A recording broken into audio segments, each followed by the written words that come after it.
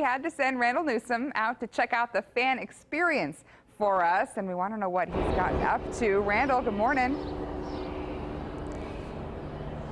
Yeah, good morning, Brent. I'm not into any trouble just yet, but I have seen fans filing in. They're starting to come in to the midway over here by the Pagoda Plaza. And one thing fans need to know, those magic words: free parking. Free parking is available in Lot 7. I repeat, Lot 7 is where you get your free parking. If you're coming from 30th Street, enter through Gate 10.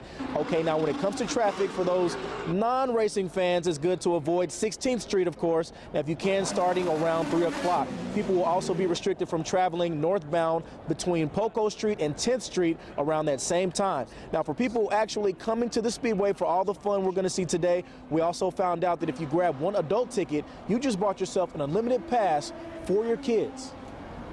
I tell people all the time, especially if you've never been or you've got kids, and 15 and under are free. So if an adult brings them 15 and under, it means you get in the car free. It's a great way to introduce them to the Speedway and not have to worry about the entire day that is the Indy 500. So it is a great way to see the Speedway. It's a little bit easier to move around, easier to park. Plus, you get to see an awful lot of action all day long. Now, of course, we're going to be out here checking on those fans. We're going to get out here and get some fans and some food, but we're going to send it to Charlie Clifford, who's giving us an update of what's going on the track. Charlie?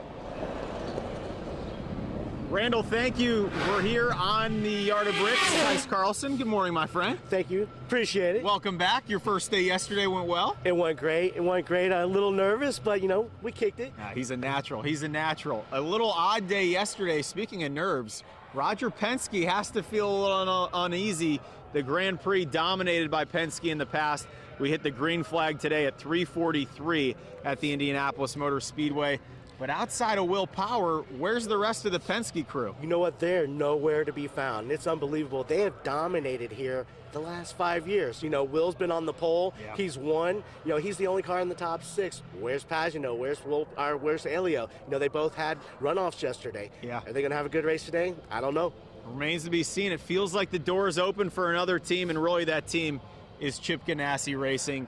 And all Ganassi front row with the rookie Felix Rosenqvist and then Scott Dixon. But Rosenqvist wasn't the only rook yesterday. Herta had a nice day. First with Felix, what did you see as we look at his day yesterday? You know what, Felix, you know, he's been fast every race so far. He just needs to settle down a little bit, and I think that happened yesterday. I think Chip finally sat him down and said, listen, man, we need you to finish. We need you to run every lap. And starting on the pole today, I think that he's going to take the lead. Dixie's going to probably follow him. It's going to be a great race with those two. It's going to be interesting because it's such a single-file race. What do you think about Dixon and Rosenqvist up front? Will anybody be able to touch these guys? You know what? I think that Will has dominated this race so many times. I think that he's got that chance to come up and get with those guys. But, you know, Colton Herta, he had a great race at Coda, and that kid, you know, he's on fire. Herta's a winner. Rosenqvist, technically a rookie. That's really not fair, though. Let's hear from both guys yesterday after qualifying.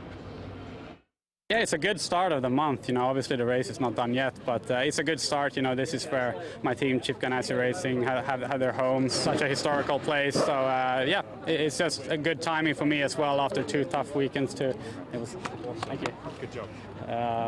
To get back on track, you know, where we should be. So yeah, amazing. A lot going on here. It's a busy track for sure, and you know, I don't think I was super comfortable with the car, to be honest, in the first session, but we found some stuff that happened with the car that shouldn't have happened, so we kind of sorted it out, and it was very good for this afternoon.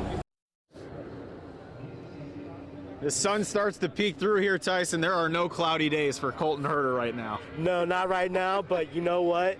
Come race time, it could go wet. And if it goes wet, everything that they learned yesterday goes right out the window. And I don't think Colton's raced on a wet racetrack yet for IndyCar. So, you know, I know he did in lights and he performed well.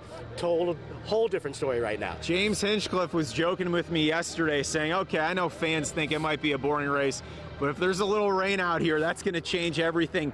How wild can it get if we do see rain around 4 o'clock? You know what? It can get, like I said, strategy goes out the window. Yeah. But if it goes wet, then it goes dry again. It's just that, you know, it's that little bit of strategy. How long are you going to keep your driver out there when it goes dry before those tires just totally peel off on the reins? Okay, do not get ready for a boring Grand Prix today. That's out the window.